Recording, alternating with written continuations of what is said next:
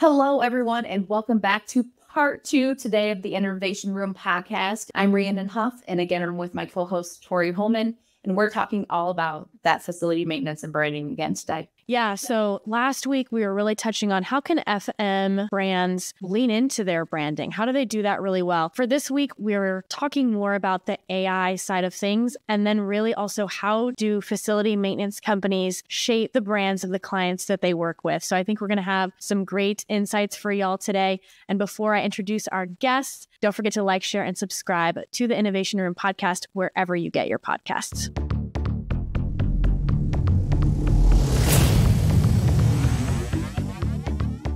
All right, ladies, we are going to dive into topic two, which is harnessing AI to enhance branding. So for your company, AI is your bread and butter. It's what you do. It's your expertise. And this is an area that we've talked before about a couple times on our podcast. Obviously, it's a hot topic. And it's definitely important to repeat because much of what we talked about in the past has already changed. It's already evolving. And so AI is kind of a little bit of a scary topic, like we touched on. It's one of those things that it's new, it's ever evolving, it's ever changing. I've had heard people say, is this new AI technology going to replace my job? Is all these different fears around this topic. Let's back up a little bit. As the AI trends are evolving, how can we use those in the FM space?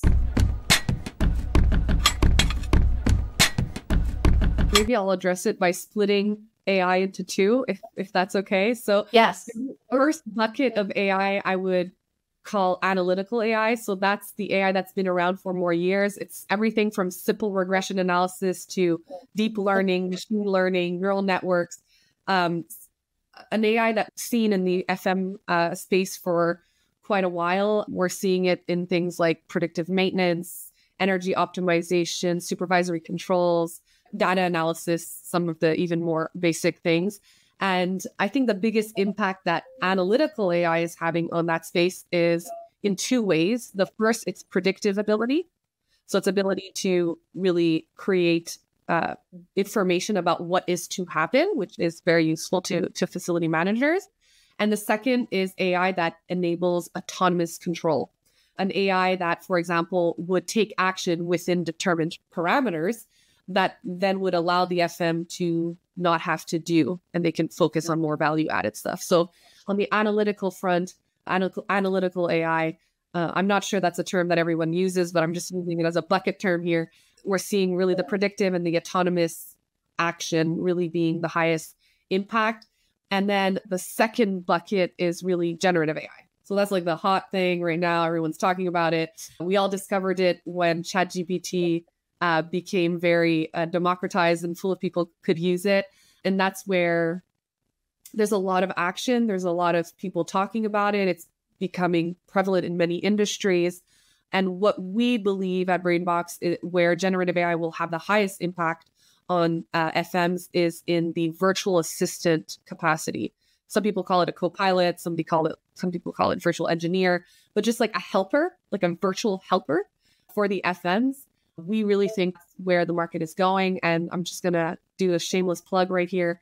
BrainBox recently launched its own virtual building assistant. It's called Aria. And I think what's cool about the way that Aria has been branded and marketed is that it's very concrete in that we are showing examples of really what a virtual engineer or virtual building assistant can do for an FM. And I have maybe I'll just give like a quick example. An FM could be like driving to a store and they're not really sure the building, what's in there, they can pull up their phone and they can ask Aria, like, hey, Aria, what's the bill? I'm going into building 22 of store XYZ. What's the equipment there? And then Aria will respond something like, the building has 4 rooftop units and they're all train units. And the 3 of them seem to be functioning really well. And 1 seems to be functioning not optimally. We think it might be a fan belt problem. So it just gives you an idea of all the information that exists in a building, right? It exists. We're not inventing data. It's data that is there. It's equipment data. It's building data. But And Gen AI is being used to distill it in a way that's actually meaningful and useful to people. So I think there's huge impact potential. And I was just looking at my notes here because I pulled two stats that I wanted to state on this podcast about the FM industry. And it was a study that was done by JLL. And the two stats are 48.1% of FMs claim that their teams are understaffed, and 52% of FMs want to use automation to eliminate repetitive, time-consuming tasks. This is where AI and Gen AI will help immensely. Wow. The market needs it. The market is calling for it. FMs are struggling. And it's not, sorry, Reb, to just completely interrupt you very Go. rudely. It's not just about having that information, it's also about the education behind it. So it's not about replacing FMs, it's about assisting them so that they get to spend less time on site. Say there's a truck, they have to pull up, they need to come in, they need to diagnose a problem, and then they don't have the stuff on the truck. So they have to go back and they have to go get the stuff. And then they come back, and now that's 2 trucks that have gone to the same facility. And if we could identify the problem beforehand so that the person on the truck knows what tools they're going to need for that specific project, it just makes sense. They're more efficient, they can do their job better, and at the end of the day, the client is paying less money for those truck rolls. Yeah, and maybe even to add on back to the brand conversation, right? If you're an FM and you're equipped with something that powerful, what a way to just display what kind of organization it is. It's a testament to tech savviness and early adoption, and it communicates. It's a brand perception, right? Your client would see the FM interacting in that way and getting information immediately.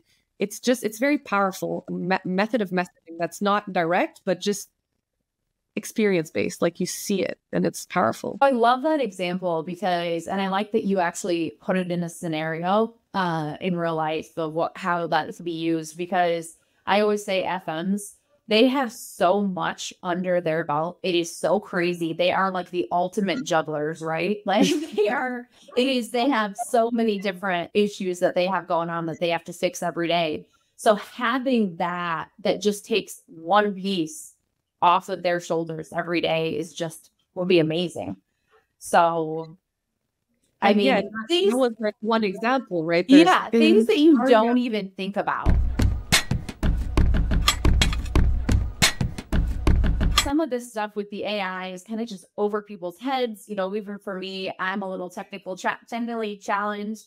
I always have people helping me when it comes to computer issues and things along those lines. But also for those older, more established companies that they're kind of in that frame of mind where if it's not broke, why are we going to fix it? We've done it for so many years. Why? So I know though they're kind of like wanting to dip their toes into this new AI trend. So what's an easier way, or I guess less than true say, to kind of start digging into AI? What would you suggest to kind of do first? Yeah, excellent question. Actually, this was a hot topic at a conference Kirsten and I went to recently, the Connects FM. You were there too. I believe everyone here was at that conference, actually, in Nashville. And we went to a lot of AI-focused conversations, and I think there was like 2 main conclusions that came from that. So I'm sharing the answers that were shared at Connects here. The first one was piloting. So piloting it's like a sample size of a full AI project, right? You get to try it without having to invest all your resources, your time, your energy into a full-blown AI project. And I think that's excellent for organizations that are a little weary, don't really understand.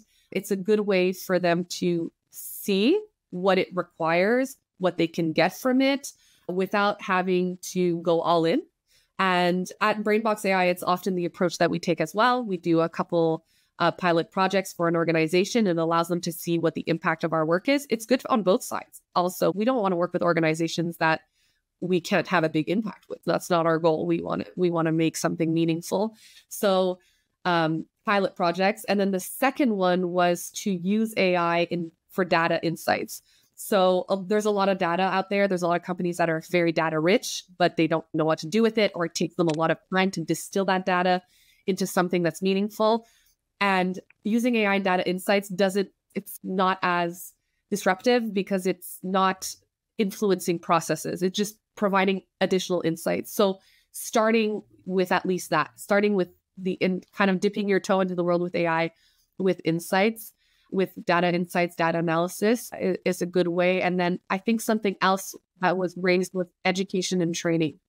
It's very scary to adopt or be introduced to something that you've never heard of, especially that, as you mentioned, all right, there's a lot of bad reputation around AI sometimes. It's going to steal your job, or it's horror movies. It's going to start controlling everything. But being able, when you understand something better, it's less scary.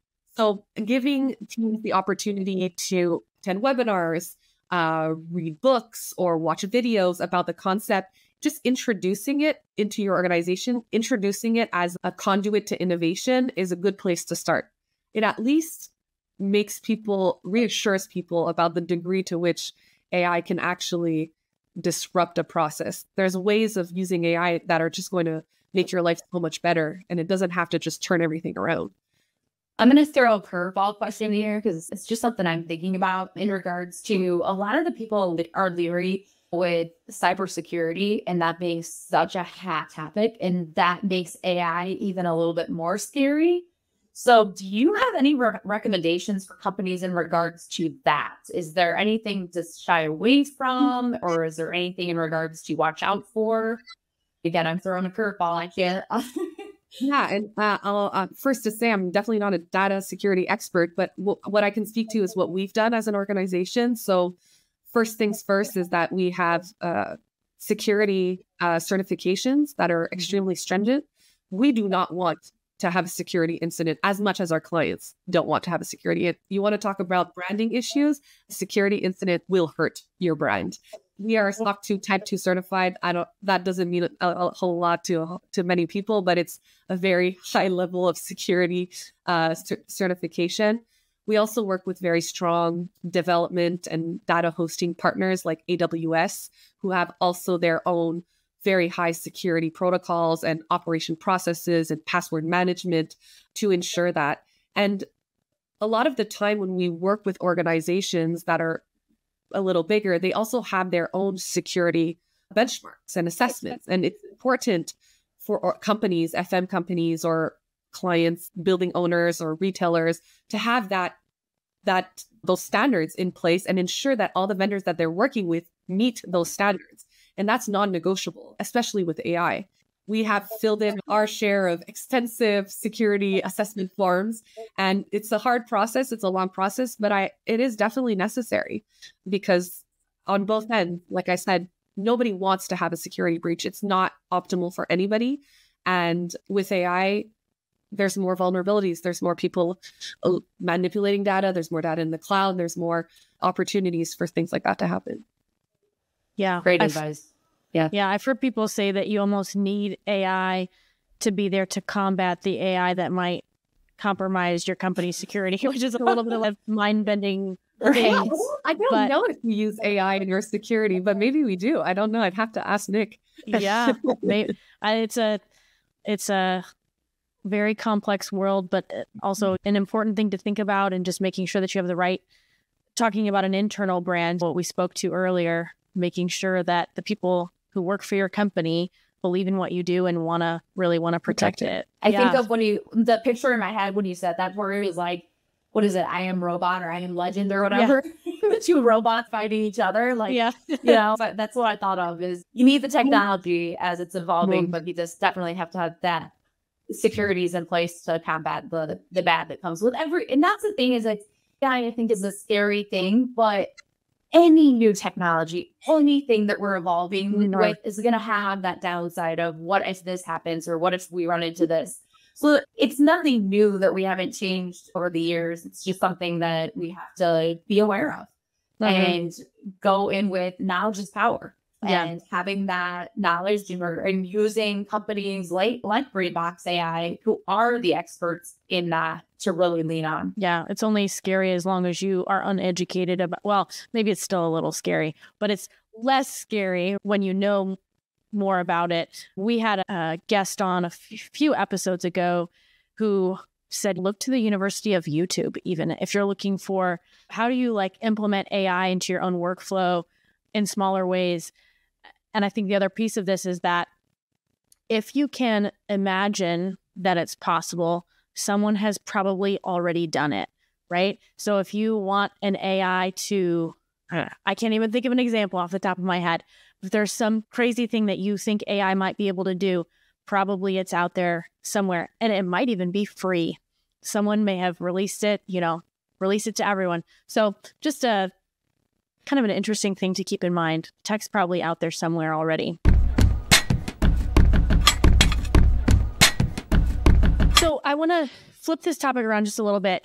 In some ways, what Brainbox AI does kind of shapes the brands of the clients that you work with. And so brands that really value sustainability, they value green facilities, they value efficiency, they're going to turn to y'all to help improve their HVAC systems.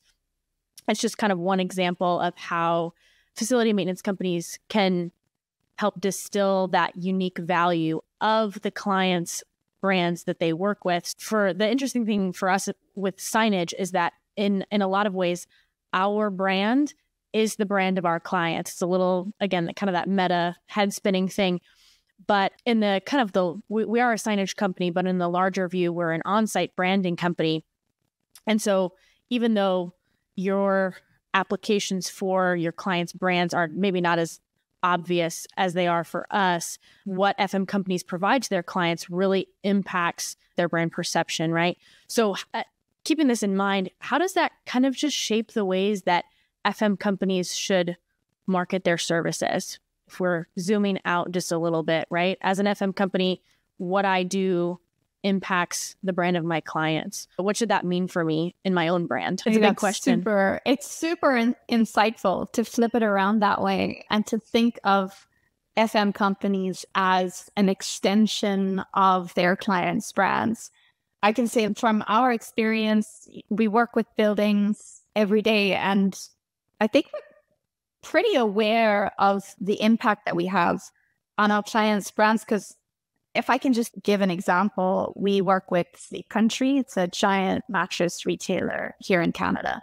And they were looking to us to reduce their emissions and improve their sustainability score. So we went in, we helped them reduce their emissions, but we also helped them measure their emissions so that they could report on them in their sustainability report. And that is a direct reflection of their values, right? So sustainability is one of their core values. And we were able to help them really solidify that, help them showcase it and provide that kind of value. So I think that FMs could look to their own values and how they would match with their clients' values, and how they could really ingrain them. Yeah, and absolutely. extend them. Yeah. Yeah, and I think maybe just to add on to that, Kirsten, I think it's so important, and it just shows how working with partners that have similar values to you is important. Because when you start working with a partner, you're inviting somebody into your family. You have a new cousin, you have a new brother, and that person's value or the energy they give off or the brand reputation that they have is going to rub off on yours a little bit. And so it's important to choose the right partners. And I think when you do have a partner that really works out well, don't be shy to advertise it. I think for the success in our case, for example, with Sleep Country, we were able to reduce their emissions significantly and save them a lot of money on energy spend. And they showed it off, and they should. And it's such a great co-branding opportunity where everybody's a winner. So I'm sure you have examples like that in your industry as well, but to not hold back on that, because it's good for the partners, it's good for the relationship, it's good for the client, And it's also really good. And going back to something you said earlier, for all the stakeholders. So the employees, right? They'll find that motivating as well. The investors will feel like that's really interesting. And that happens thanks to the co-branding energy that's created between two companies. Yeah, absolutely. It's mutually beneficial when your values align. And make it a part of your way brand. to bring it full circle from everything that we've talked about today is bringing it right back down to, even though we've talked about branding and AI, bringing it right back to the people and the partnerships and what truly adds value to that company. And I think that's just great. It definitely exciting for me. And something that we talk about constantly is, even with all of these high level things and this high tech, is bringing it back down to the human level of how we impact each other every single day. So thank you. Thank you for that insight. Tori, did you have anything else to add? Y'all, this has been a great episode. Thanks for being here. This is awesome. This is awesome. That's all I have to say. Thank you so much for having us. I was looking forward to it all week. Yay. Good. So yeah, really fun to have y'all on. Great insights. And go women. Yay us. Yeah. Yes. We are extremely lucky to have Kirsten and Rebecca on. Such great insights from amazing women. It just shows how my mind is blown with this AI and everything that we have coming up, and their insights on how we can apply it to our industry specific, and just listening to them, it's just amazing. So I'm really excited to have everybody comment and see what else nuggets we can get from this podcast. Yeah, absolutely. AI is definitely a huge topic. We hope that the insights we were able to pull from Rebecca and Kirsten today just really help you, whether you're a seasoned AI person or if you're getting some pushback in your company or whatever that looks like for you. Hopefully there's something that you got out of today's episode that you can just implement in a really meaningful way for your company, for your brand. So thanks y'all for joining us. It's been a great episode. Don't forget that you can sign up for our monthly InAssign newsletter that's up here on the screen, or you can click the link in the description below. And that newsletter is just once a month. It provides more educational resources, just like what you get here on the Innovation Room. And we do also offer some exclusive content that you can only get by signing up for that newsletter. Let us know, what AI strategies are you implementing? How has your brand, if you work for an FM company, how has your FM company been able to impact the brands of the clients that you work for? We really want to hear from you. So let us know in the comments below. And until next time, y'all, keep innovating.